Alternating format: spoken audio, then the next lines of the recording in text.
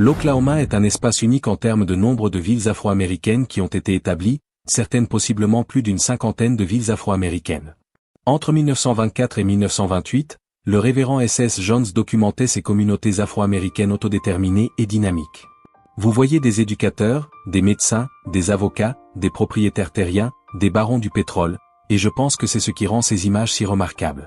Pensez qu'après seulement quelques années depuis l'esclavage, des individus possédaient maintenant des puits de pétrole, produisant 2000 barils par jour. N'est-ce pas le rêve américain ultime? N'est-ce pas l'histoire américaine ultime? Je pense que c'est l'une des choses remarquables sur l'Oklahoma, et c'est ce que S.S. Jones montre vraiment. L'histoire et la culture afro-américaine ne sont pas un monolithe. Et d'une certaine manière, cela est devenu un outil marketing pour encourager les gens à migrer, à s'installer là-bas, un endroit où vous pouviez vivre, prospérer et résider pacifiquement. Il y avait toujours des tensions raciales palpables, des lynchages, une ségrégation de Jim Crow, toutes ces choses. Et malgré cela, vous avez toujours conservé une communauté afro-américaine, ou de nombreuses communautés, qui témoignaient vraiment de la force et de la résilience des Noirs dans ce pays. Tout cela a été détruit tout au long de l'histoire. Les communautés noires aux États-Unis ont été confrontées à de nombreuses violences, déplacements et destructions malveillantes de la part de foules blanches et des autorités. Ces événements ont eu un impact profond sur le développement des communautés noires et continuent de façonner le paysage racial du pays. C'est décourageant, le type d'histoire que nous abandonnons aujourd'hui. Nous espérons de tout cœur que ces atrocités historiques pourront être revisitées humainement et réparées consciencieusement. Mon nom est le Dr Tiffany Cruce, la fille du révérend Joey et de la regrettée Leanna Cruce, et je suis l'arrière-petite-fille de Rebecca Brown Becky, survivante du massacre racial de Tulsa en 1921. En tant que je suis assise ici aujourd'hui, devant cette assemblée, dans le siège même de notre démocratie, je sais dans mes os qu'elle est ici avec moi dans cette lutte pour la justice. Les réparations cohérentes ne sont qu'une simple réponse à une injustice, et c'est ce que nous exigeons aujourd'hui. C'est Tiffany Cruce, témoignant lors d'une audience du Congrès sur la destruction et les tueries massives de Tulsa, Oklahoma. Le Dr Becky a également eu sa part de cette triste histoire, où en tant que victime, elle n'a pas fini de parler. Écoutons la suite. Les séquelles du massacre se retrouvent encore dans le système judiciaire criminel de Tulsa, qui a déchiré ma famille en 2016. L'agent de la police de Tulsa, Betty Shelby, a abattu et tué mon frère jumeau, Terrence Cruce. C'est son nom, Terrence Cruce. La police cherchait des armes, mais elle a trouvé des CD de gospel dans sa voiture. Mon frère de 40 ans n'a pas eu une chance équitable de vivre, et ses enfants n'ont pas eu une chance équitable de voir un autre jour avec leur père. Ce qui s'est passé à Tulsa a été perpétré par le propre gouvernement de notre ville. Le gouvernement de Tulsa a échoué à son peuple. Le gouvernement de Tulsa a échoué à ses survivants. Le gouvernement de Tulsa a échoué à Rebecca Becky Brown, et maintenant nous sommes ici pour demander au gouvernement de notre nation de veiller à ce que la justice soit rendue sous forme de réparation. Les Noirs ne recherchent pas une aumône, nous recherchons une bonne législation qui reconnaît notre humanité. Nous recherchons la justice, parce que pendant des siècles, l'injustice a coûté à nos familles un prix incommensurable. Nous ne devrions pas avoir à vivre comme cela, et nous ne devrions pas avoir à mourir comme cela. Le Tiffany Dr Cruce est originaire de Tulsa, Oklahoma, et a été propulsé sous les feux de la rampe nationale après la mort de son frère jumeau, Terrence Cruce, abattu par un agent de police à Tulsa, Oklahoma, alors qu'il avait les secteurs en l'air. Le meurtre de son frère a poussé Tiffany à dénoncer la brutalité policière, en particulier le meurtre d'hommes noirs non armés. Becky est la fondatrice de la fondation Terrence Cruce et de la coalition exigeant une Tulsa juste. La mission principale de la fondation est la réforme de la justice pénale et de la police, les bourses d'études aux étudiants afro-américains, le développement de la communauté et des jeunes, ainsi que la réforme des politiques. Examinons à présent certaines des villes noires, parmi tant d'autres, qui ont été détruites par les Blancs. Avant de continuer, il est important de vous informer, chers spectateurs, que votre soutien compte beaucoup. Assurez-vous de cliquer sur le bouton j'aime, de partager avec votre famille et vos amis, pour continuer à diffuser notre narratif noir éclairant, et abonnez-vous pour faire croître la chaîne si ce n'est pas déjà fait. Maintenant continuons. Numéro 1. Tulsa, Oklahoma, 1921, une faute blanche a ravagé Greenwood, un quartier de Tulsa, Oklahoma, connu sous le nom de Black Wall Street. Les habitants blancs de Tulsa ont non seulement envahi Tulsa noir, pillé des maisons et des commerces, mais l'ont également réduit en cendres. Plus de 300 personnes noires ont été tuées, et plus de 100 entreprises ont été détruites. L'assaut était motivé par l'envie envers le succès économique des Afro-Américains à Greenwood. La communauté prospère de Greenwood a été dévastée, avec 9 000 des 11 000 résidents de Greenwood se retrouvant sans abri. Numéro 2. Philadelphie, le 13 mai 1985, la police a utilisé des gaz lacrymogènes, des canons à eau et 10 000 balles pour attaquer le 6221 Osage Avenue à West Philadelphie. D'un hélicoptère, des agents ont largué une bombe, provoquant un incendie qui a détruit 61 bâtiments et laissé 250 personnes sans abri. Les victimes étaient membres du groupe militant Black Liberation Move. Les maisons reconstruites étaient de qualité médiocre, et plus de la moitié d'entre elles étaient abandonnées dans les années 2010, achetées par la ville pour 15 000 $ chacune. Numéro 3. Anniston, Alabama, 1961. Des années 1920 aux années 1970, des entreprises chimiques fabriquaient des polychlorobiphényles, PCB, à Anniston, en Alabama. Ces composés étaient utilisés comme lubrifiants et isolants dans les machines électriques, mais ils provoquaient également le cancer et l'endommagement des structures cérébrales chez les humains. Ils ont été interdits aux États-Unis en 1979, mais d'ici là, plus de 800 tonnes de PCB avaient été rejetées dans un canal local et 32 000 tonnes de plus dans la décharge à ciel ouvert de la ville. Les quartiers noirs ont été les plus durement touchés par les polluants. Aujourd'hui, des rivières coulent encore rougeâtres, et il existe des zones mortes où la végétation ne peut pas pousser. Les jeunes doivent également faire face au cancer et à d'autres maladies.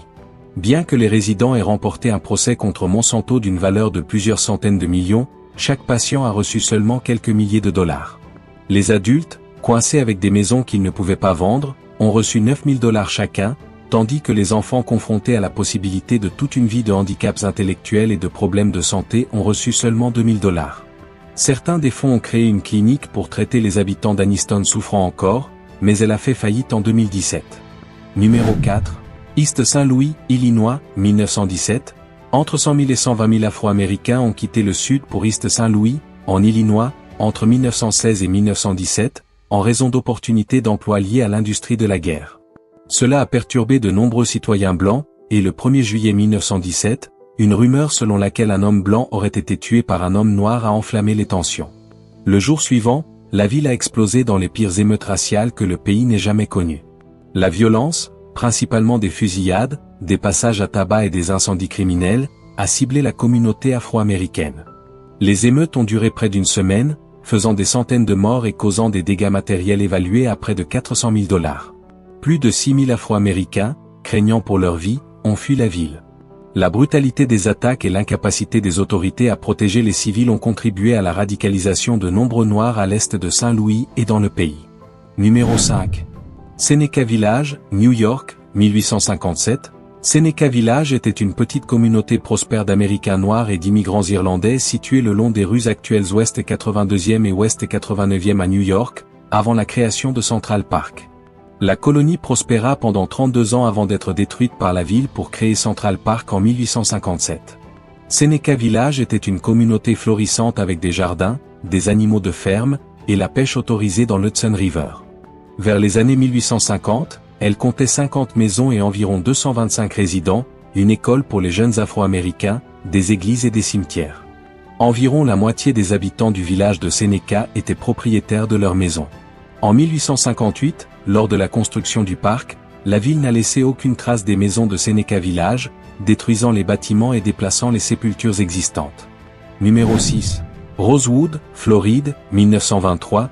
Rosewood était une ville noire prospère dans les forêts de pins de Floride, jusqu'à ce qu'elle soit réduite en cendres par une faute blanche cherchant à se venger d'une agression présumée contre une femme blanche. Le 5 janvier 1923, plus de 200 hommes blancs ont attaqué la communauté noire de Rosewood, tuant plus de 30 hommes, femmes et enfants noirs, incendiant la ville et forçant tous les survivants à fuir définitivement.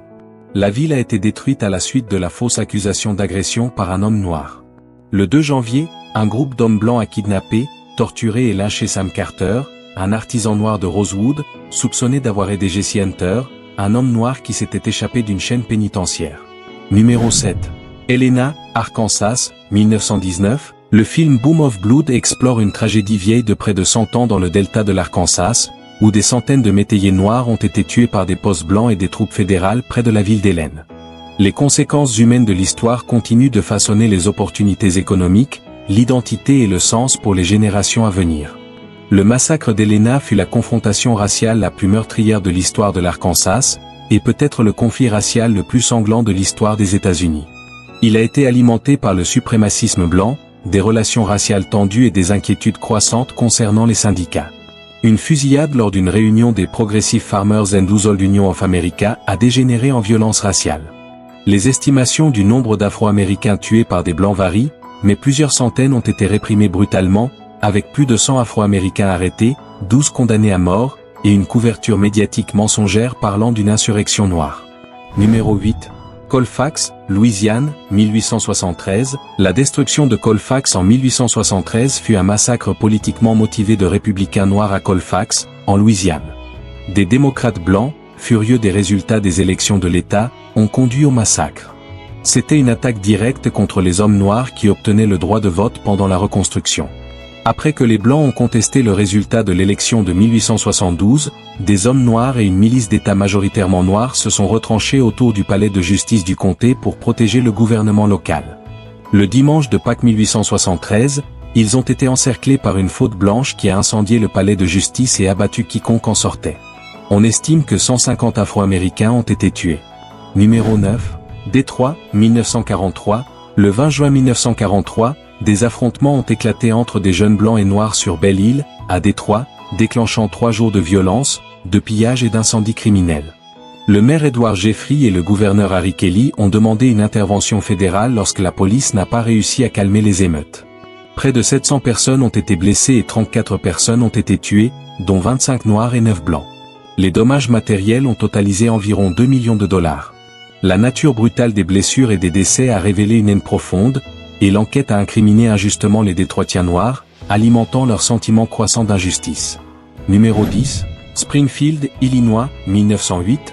La course Rio de Springfield de 1908 a consisté en des actes de violence raciale massifs commis contre les Afro-Américains par une foule d'environ 5000 Américains blancs et immigrants européens à Springfield, Illinois, entre le 14 et le 16 août 1908.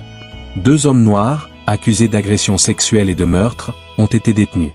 Une foule blanche exigeait leur libération, et lorsque la police les a discrètement transférés, la foule a déclenché une violence raciale. Les quartiers noirs ont été attaqués, les entreprises détruites et 2 membres importants de la communauté noire ont été lynchés. Les violences ont duré plusieurs jours jusqu'à l'intervention de la Garde nationale de l'Illinois.